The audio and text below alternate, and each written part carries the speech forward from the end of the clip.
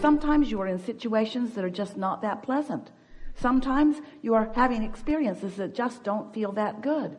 And you'll hear us say, try to find a better feeling thought. And you'll say, well, it would be easier if I wasn't standing right in the middle of this mess. And we say, then go stand someplace else that isn't in the middle of the mess. And you say, okay, here I go. But before I go, I'd like to tell you why I don't like being here. We know you don't want to be there, but go stand someplace else. Go someplace where what you observe and what you think about feels better to you. Okay, I'm going to go. I'm going to go because I've been here for a long time and I haven't liked being over here at all. We know you don't. So go someplace else. Go look someplace else. Go be with other people. Go have a better time. Go, run like the wind. Go. And you say, okay, I'm going because I sure haven't liked it over here. My mother was born over here, and she taught me how to be here. Nobody who's over here where I am likes being over here. Abraham, couldn't you just fix over here a little bit so that it feels better? And we say, go someplace else. Okay, I'm going. Here I go. I'm going to go. Here I go. I'm really tired though, Abraham, I mean to go someplace else, and I mean to think thoughts that feel better, but it feels to me like my thoughts are thinking me. It doesn't feel to me like I am thinking my thoughts.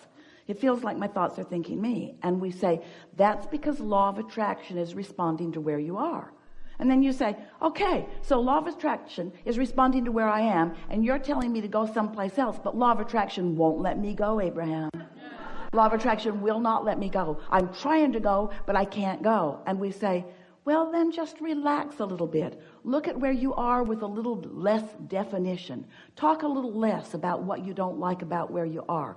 Lose your law of attraction grip on standing where you don't want to be. Lighten up. Go general. Look for more things that do feel good, because in every moment, even though there may be some things that don't feel so good, there are some things that feel better. Look for the best feeling things that you can find. And it is our promise to you that little by little, you will change the way you are offering your vibration. You will change what you are broadcasting. And that's really what we want you to hear from us first and foremost today.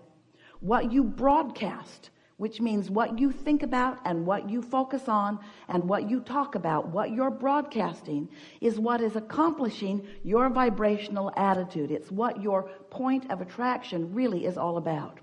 And what you're broadcasting and what is coming back to you in response to that broadcast is how you create your own reality. So even though you are standing in the middle of something unwanted, you have to figure out how to broadcast something differently. You've got to figure out how to find a way of saying it nicer, saying it in a way that it's kinder to you, beating up on yourself less, beating up on other people less, being less critical, more appreciative. But you got to do it a little bit at a time, because law of attraction is your best friend.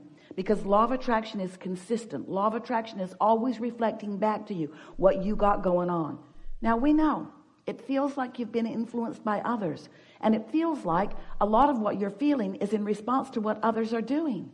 But you got to stop letting that be your excuse for sloppy thinking. You got to let that no longer be your excuse for offering vibrations that don't serve you, that don't serve anybody, and most of all, keep you split apart from who you really are. You keep asking for the revelations, even though the revelations are constantly coming, because the source within you knows where you are, knows who you are, knows what you want, knows where you are in relationship to what you want, and is giving you all day feedback about where to go and where to focus and where to look in this vast universe in which you are focused. It is a magical, wonderful place, and you have guidance, a cadre of non-physical energy at your back, pointing in the direction of everything you want all day, every day. No exceptions, no exceptions, no exceptions.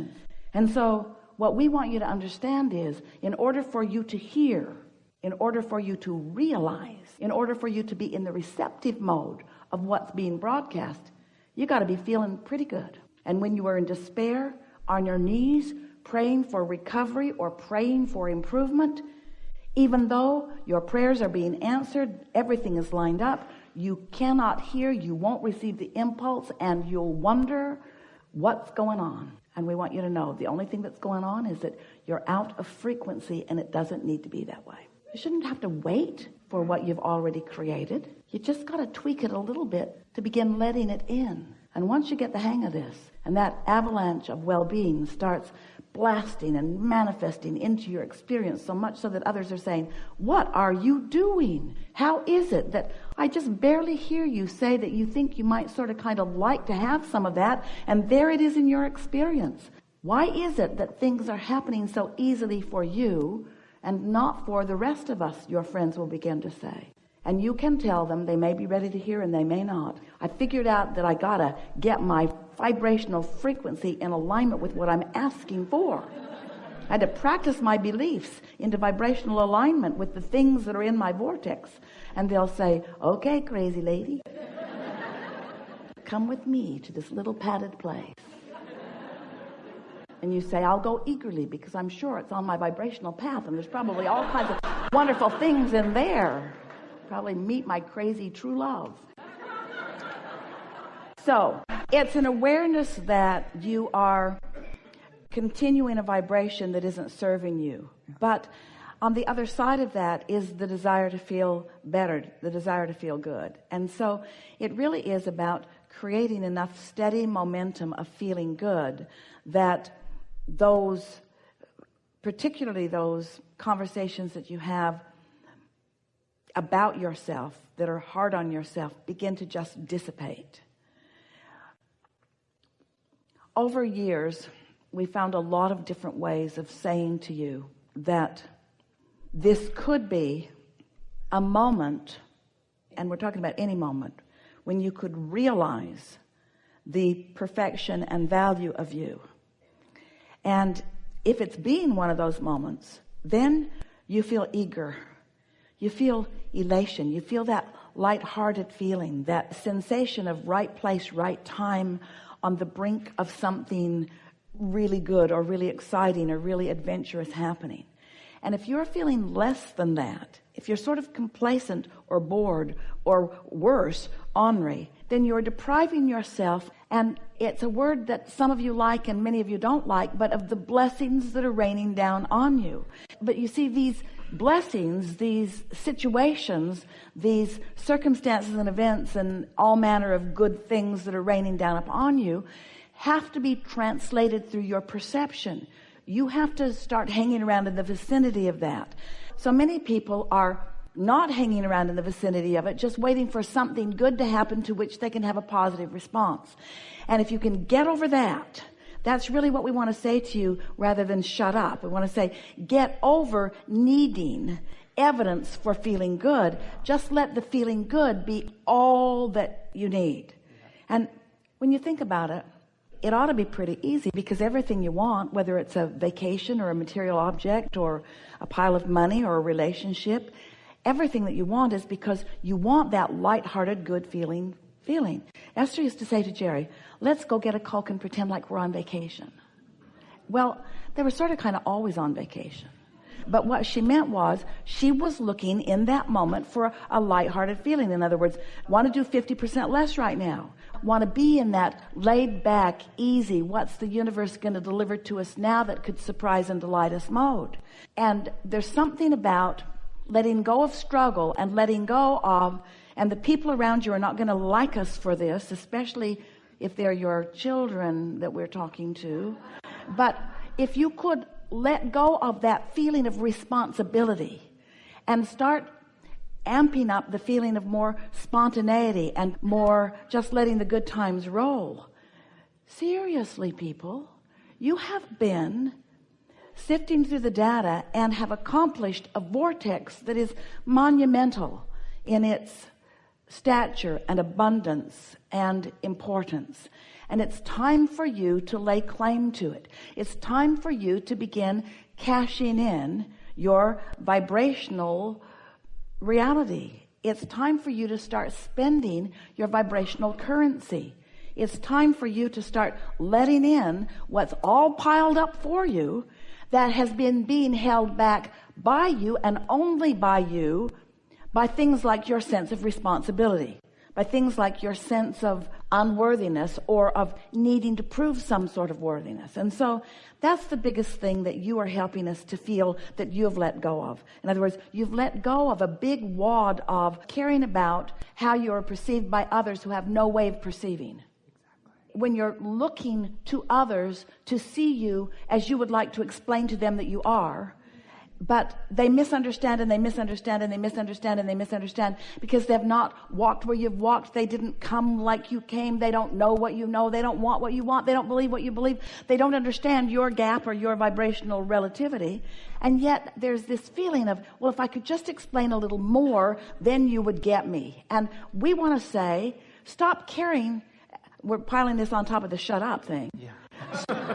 Stop caring what somebody else thinks. Yeah. We don't want you to say it out loud to them, but what we want you to know about them is you're never going to really get me. You're not ever really going to get me. You're just not going to get me. You're not going to get you. You're not going to get me. You can't understand me. You're not going to get me. And my need for you to get me is exhausting. My need for you to understand why I said that and what I really meant by it. My need for you to understand that I mean well, even though I don't focus on you 100% of the time. My need for you to understand that I want your well-being, even though I don't see it as my responsibility to provide all the avenues for your well-being to you.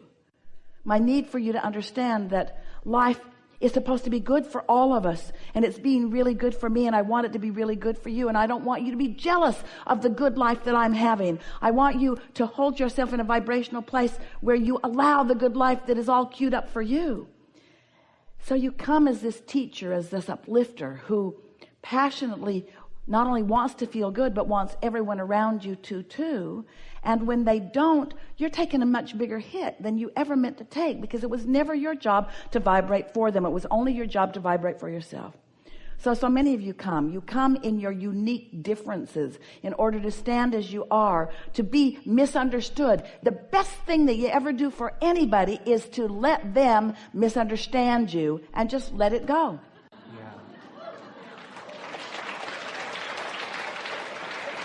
They completely misunderstand me, and I don't care. And the reason I don't care about their understanding me is because I do care about my alignment, and I can't have both. Can't have both. Can't use them as my guidance system and align with my guidance system. I got to make a choice. So I care about what you think. I care about what you say. I care about what you perceive. I'll stand on my head in all these different ways. I'll be everything that you need me to be, and please don't two of you show up in the same room at the same time, because that can't be what you each need me to be, because what you each need me to be is something different than the other one needs me to be. And so I won't go to that party. And so then your world just gets narrower and narrower and more exclusive. And the more exclusive it gets, the harder you try to be understood by your exclusive crowd who still doesn't understand you. Oh, that's the pits, isn't it? You've given up all of the world in order to be in this small segment who still doesn't get you. And so finally, you sort of get your priorities straight. You begin recognizing that your inner being gets you. Your inner being is you. Your inner being is the fullness of that which you are. And you can accomplish that vibrational alignment so easily. And when you do, you feel frisky, you feel eager, you feel lighthearted, you feel happy. You're out on your own, feeling so good, moving through your life experience. Law of attraction is dovetailing you with this one and this one and this one and this one and this one. So you're just having these poignant moments, one after another, one after another, one after another, one after another. Life treating you so well, life treating you the way you deserve for life to treat you. Life treating you the way you are now allowing yourself to be treated, because you are giving up on trying to control the perception of others, and you are giving your undivided attention to controlling your own perception of self, your own alignment with self.